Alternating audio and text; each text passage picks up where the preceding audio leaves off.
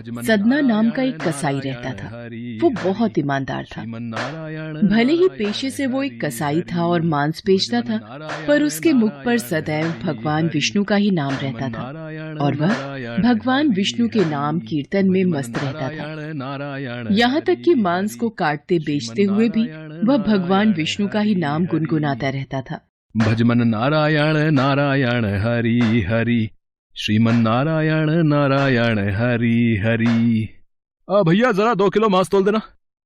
अभी देता हूँ भैया। जय श्री हरि, जय श्री हरि। कैसा कसाई है? मांस बेचता है और भगवान का नाम जपता है। तुम आज देख रहे हो, मैं तो कई वर्षों से इस कसाई के मुख पर तो सदैव विष्णु भगवान का ही नाम रहता है। लोग सदना के बारे में यही बातें करते थे। एक दिन सदना अपनी ही धुन में कहीं जा रहा था कि उसके पैर से एक पत्थर टकराया। वह रुक गया। अरे, ये काले रंग का गोल पत्थर कैसा? इसे उठाकर रख लेता हूं। देखने में तो बहुत बढ़िया दिखाई पड़ता है। ये पत्थर मांस तोलने के काम आ जाएगा।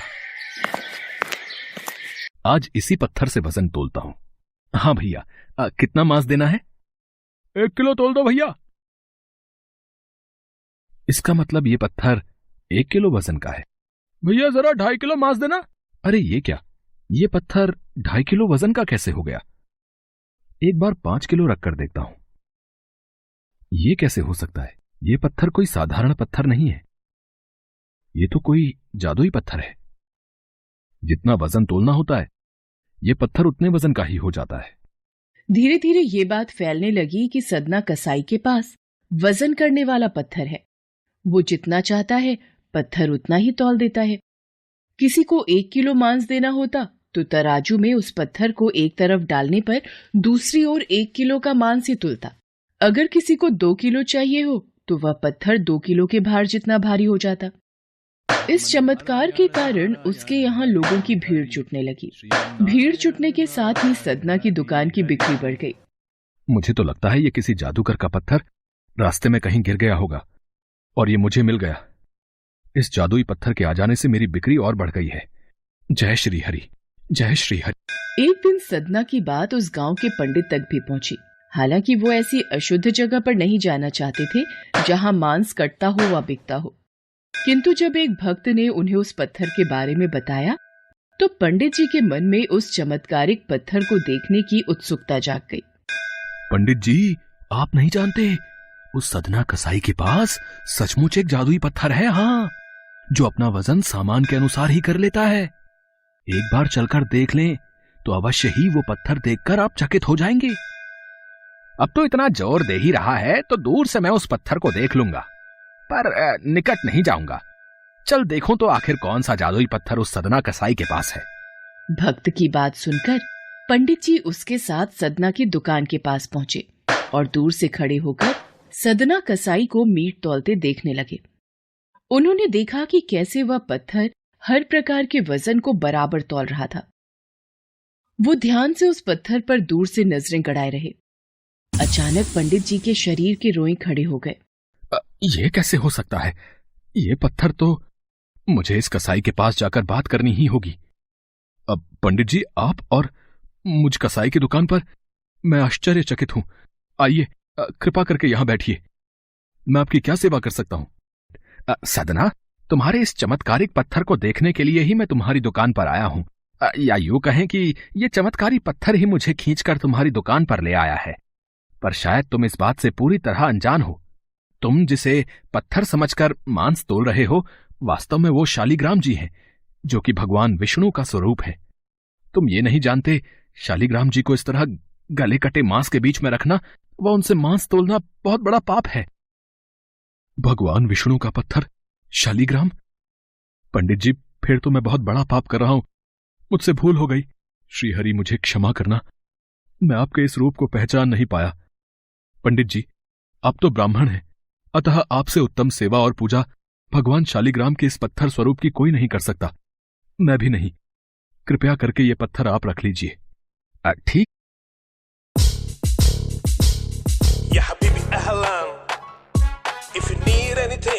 ठीक है सदना, मैं भगवान शालिग्राम की सेवा करने के अवसर को भला कैसे ठुकरा सकता हूं।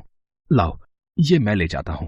पंडित जी उस शालिग्राम पत्थर को बहुत सम्मान से घर ले आए।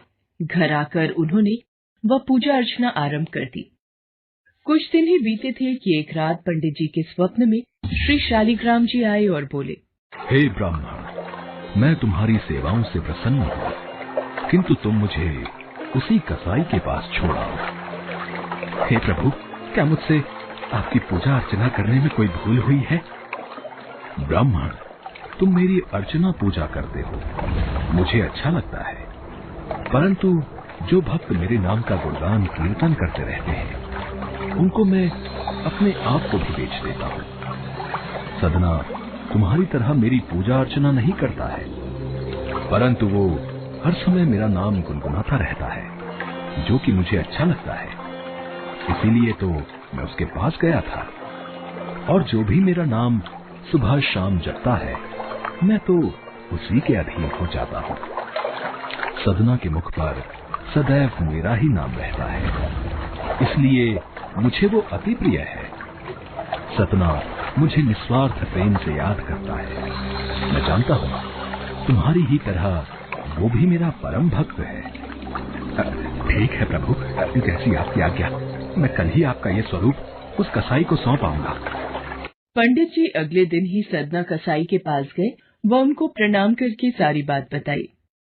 सदना, तुम महान हो। भगवान विष्णु श्री हरि ने स्वयं तुम्हारे पास रहने की इच्छा जताई है। वो चाहते हैं कि उनके आशीर्वाद स्वरूप ये शिला सदैव तुम्हारे पास ही रहे और वे तुम्हारे द्वारा की गई सेवा का लाभ उठाएं। सच पंडित जी, प्रभु श्री हरि ने ऐसा कहा। वो मुझ कसाई के पास रहना चाहते हैं। यदि प्रभु मेरे पास इस दुकान पर, जहां मैं मांस बेचता हूं, रह सकते हैं, तो मैं क्यों उनके लिए अपना सर्वस्व छोड़कर उनकी भक्ति में नहीं लग सकता। मैं अब से मांस नहीं बेचूंगा। मैं अपने श्री हरि विष्णु भगवान की भक्ति में लीन रहूंगा। मेरा आज से यही नियम है, भगवान श्री हरि की भक्ति करना। पंडित जी ने श्री शालिग्राम जी को सदना को सौंप दिया। सदना कसाई की आंखों में आंसू आ गए। मन ही मन उसने मांस बेचने के कार्य को छोड़ देने का विचार और निश्चय किया कि यदि मेरे ठाकुर को कीर्तन पसंद है तो मैं अधिक से अधिक समय नाम कीर्तन ही करूंगा।